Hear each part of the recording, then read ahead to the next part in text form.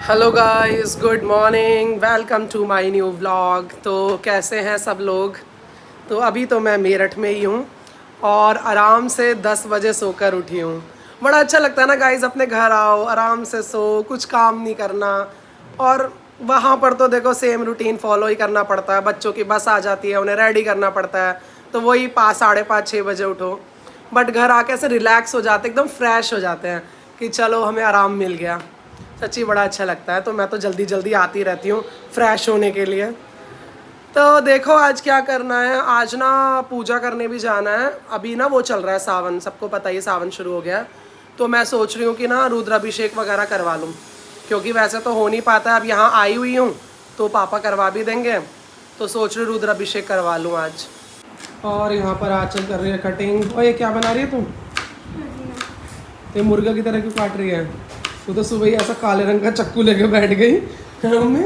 इसका चक्कू कैसे काले रंग का है? इस मुर्गा काट रही है बैठ के इडली गाइस, ये बहुत अच्छा खाना बनाती है। फ्राई इडली बनाएगी अब मेरे लिए। इसकी दीदी आई हुई है ना, तो ये बहुत अच्छी अच्छी चीज़ें बना रही है अपनी दीदी के लिए, है ना। ये बहुत खुश हो जाती है जब मैं आती हूँ, तो मेरे लिए 56 भोग बनाती है मम्मी हंस रही हैं, व्हाट अ जोक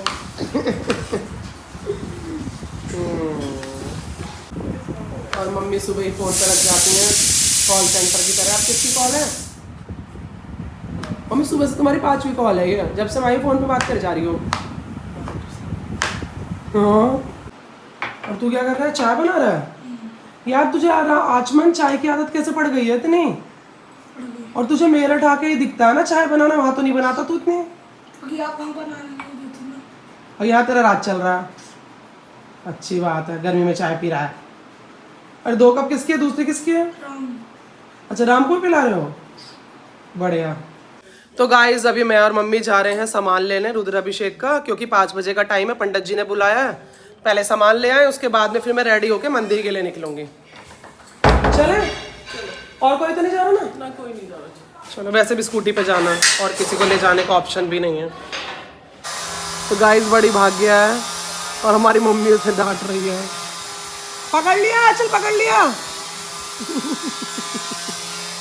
पकड़ लिया। कर दो, अंदर गेट बंद कर दो, बंद कर दो। तो गाइस हम आ गए हैं पूजा की दुकान पे।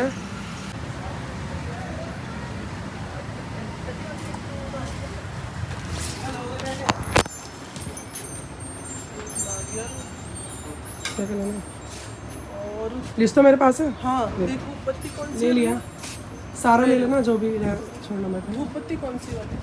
ये वाला कितने का जी? ये वाला, ये अब आधा किलो। ये कितने का? 350 रुपये। क्या लेना है अब? और माला शायद बैठ गया है। माला वाला कहाँ बैठेगा? पास में? अरे वो बैठा तो है, पैदल चल रहे हो। तो गाइस अभी माला और लेनी है, माला ले लेती हूँ। ले ली, और आंचल ने भी तो मंगाई थी माला। ले लो ना, एक और एक्स्ट्रा ले लो। कितनी ली है तुमने? कितनी ली है? 3 मंगाई है, वहाँ पे 3 माला ले ली। हाँ तो वो 4 लिखी है उन्होंने और 1 आंचल की है। ले लो, 5 ले लो। और मम्मी खुले फूल भी तो थे, ले लिए थे। मैंने ऑनलाइन सुबह रस मंगाए थे। और सामान ले लो, और दूध दही ले लो। ले लिया, ले लो। नहीं बैठा तो है केले वाला। अंकल केले दे दो। पंचमेवा लिखी, 5 फल लिखे थे ना। 1 दर्जन केले, 5 तरह के फल हो गए। चल कोई नहीं। ड्रैगन फ्रूट खाती हो तुम? नहीं, मैं देख रही हूँ कि ये इतना, इसका टेस्ट इतना वाहियात है, तुम खाओगी नहीं। नहीं, मैं कह रही हूँ इसकी कदर कम कैसे हो गई। सुनो, ये ना सिर्फ देखने में सुंदर है, इसकी खूबसूरती में मत जाओ। मैं ये नहीं सोच रही, मैं सोच रही हूँ ये तो वहाँ पे मॉल में फ्रीजर के अंदर उसमें रखा रहता है। हाँ, अंकल ने ऐसे टोकरी भर के रख रखा है। इसकी कदर कम। अंकल सस्ता है क्या? सस्ता हो रहा है?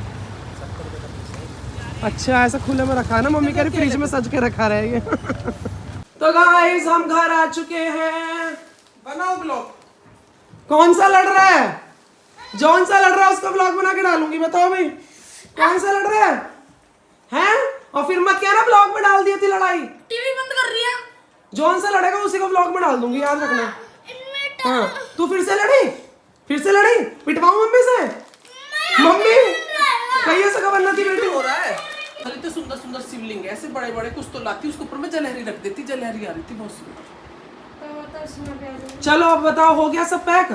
और मैं रेडी हो जाऊं? ठीक, जल्दी हो जा। चलो वह आ गया गेट पे। तो गाइस मैं रेडी हो गई हूँ और हम निकल रहे हैं।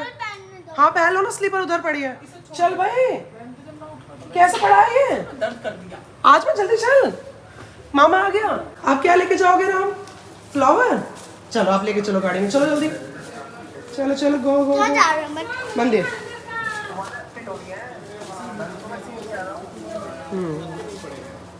चल भाई आ, चल पीछे जा। चलो इसको पीछे रखना, आ चल, आ चल इसको पीछे रख दो। चलो अब मिलेगी मैंगो लस्सी। लक्ष्मण राम गंगा मैया धीरे चलो। आ गए।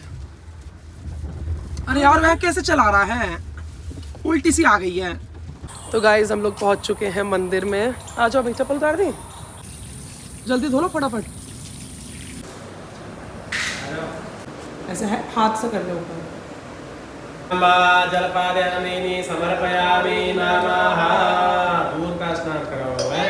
ओम पया पृथ्व्यां पया खदे को पयो नोजी। पयस्नानांति समर्पयामि नमः। पयस्नानांति भक्षिहव्यं महः। घृतस्नानांति समर्पयामि नमः। घृतस्नानांति जल चढ़ाएं।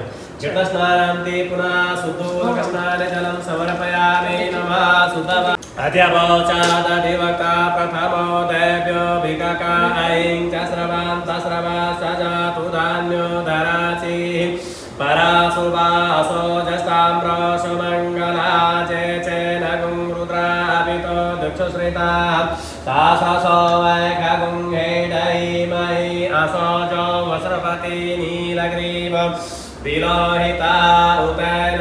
फिर 1 घंटे बाद वो घी बन जाता है। इतने जीवाणु, शक्तिशाली जीवाणु होते हैं दूध में, इसीलिए तो चढ़ाते हैं दूध में। तो अब जैसे क्या होता है, ये साइंटिफिक रूप में बता रहा हूँ मैं आपको। सही बात है। जैसे क्या होता है कि आपको नहीं पता। अब आप हम जो है बड़े बड़े शहरों में रह रहे हैं, हमने जो है चलो मन से या भाव से भगवान शंकर की पूजा कर दी है, वो भी ठीक है। लेकिन मैं एक विचारधारा वाली बात बता रहा हूँ।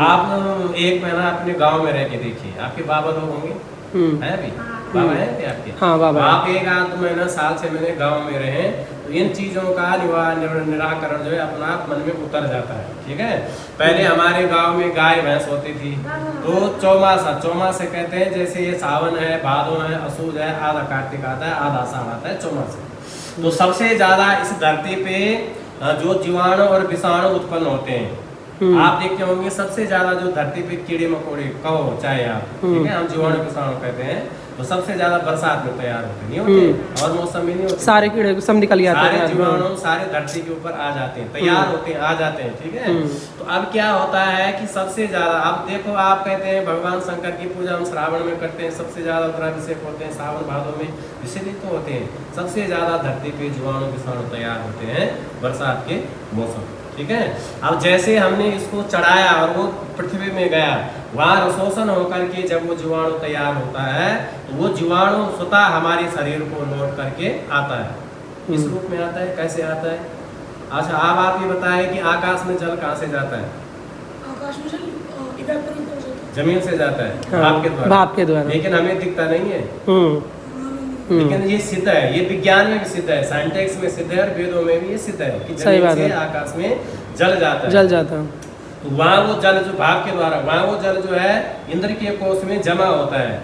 इंद्रदेव की जब आज्ञा होती है तो वर्षा के रूप में वो फिर धरती पे लौट करके आता है।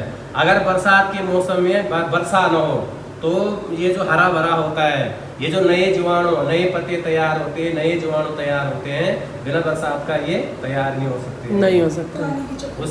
इसी तरह जैसे हम अभिषेक करते हैं तो वो वहाँ जाएगा, वहाँ जा कर के बाद जो जीवाणु होते हैं, ये जैसा हमारा ये शरीर है ना, इसमें खेल किसका है? ये शरीर में खेल किसका है? जीवाणु और विषाणु का तो है। अगर जीवाणु सही काम कर रहा है तो कोई रोग नहीं है, शरीर ठीक चल रहा है। अगर विषाणु तैयार हो गया तो शरीर में रोगग्रस्त हो जाएगा, शरीर बेकार हो जाएगा, हो जाता है। इसीलिए अभिषेक करते हैं कि हम जो है अभिषेक कर रहे हैं कि हमारे शरीर में अगर कोई विषाक्त विषाणु पाया जाता है, उससे लड़ने के लिए भी क्षमता कौन रखता है? जीवाणु रखता है, ये रखता है। उससे वो लड़े और शरीर से जो रोग हैं, जो दोष हैं, उसको वो दूर करें, ठीक है नहीं, इसलिए चढ़ाते हैं। ऐसा नहीं चढ़ाते हैं कि भगवान शंकर दूध पियेंगे, इसलिए जल चढ़ाते हैं, वो जल दूध चढ़ाते हैं, समझ आया? जैसे मैंने आपको बताया कि आप 7-6 महीने गांव में रह के देखिए, अगर चौमासे में कोई गाय भी आती है, भैंस भी आती है, कोई नई सब्जी फल तैयार होते हैं, तो वो सबसे पहले कहाँ चढ़ाते हैं? मंदिर में चढ़ाते हैं। मंदिर में चढ़ाते हैं, क्यों सही चढ़ाते बात हैं? है। इसीलिए तो चढ़ाते हैं। अगर इस दूध में, इस पदार्थ में या इस फल में या इस सब्जी में कोई विषाक्त विषाणु तैयार होता है, भगवान आप इसका नष्ट करें, हम इसके बाद हम इसको ग्रहण करेंगे तो हमारे शरीर में ये विषाक्त जो विषाणु है ये फैले ना, ये हमारे शरीर में अभिष्ट ना हो। इसे लड़ने के लिए जो है आप जीवाणु तैयार करें, ठीक है सही ना? बात। तो दूध इसलिए चढ़ाते हैं। अब से वैसे कई प्रकार का होता है, दूध का होता है, गन्ने का रस है, तेल है, गिलोय का रस है, ठीक है, और भी कई चीजें होती हैं, दूध घास का रस होता है, लेकिन उसमें दूध की मिलावट की मात्रा तो जरूर करनी पड़ेगी, क्योंकि सबसे ज्यादा जो जीवाणु तैयार करता है वो दूध करता है।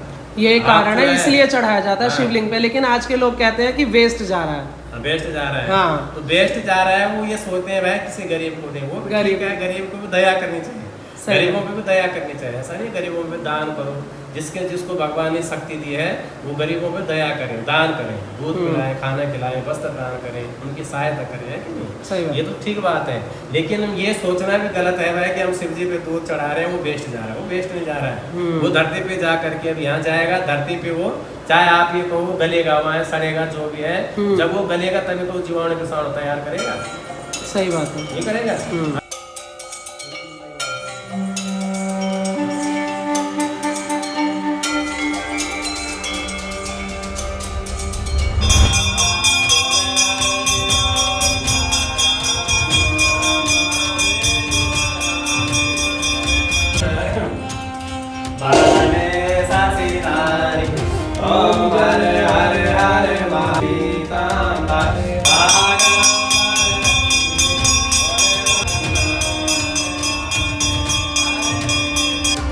तो गाइस मैं घर आ गई और पंडित जी ने पूजा बहुत अच्छी कराई, मेरा रुद्राभिषेक बड़ा अच्छे से हो गया।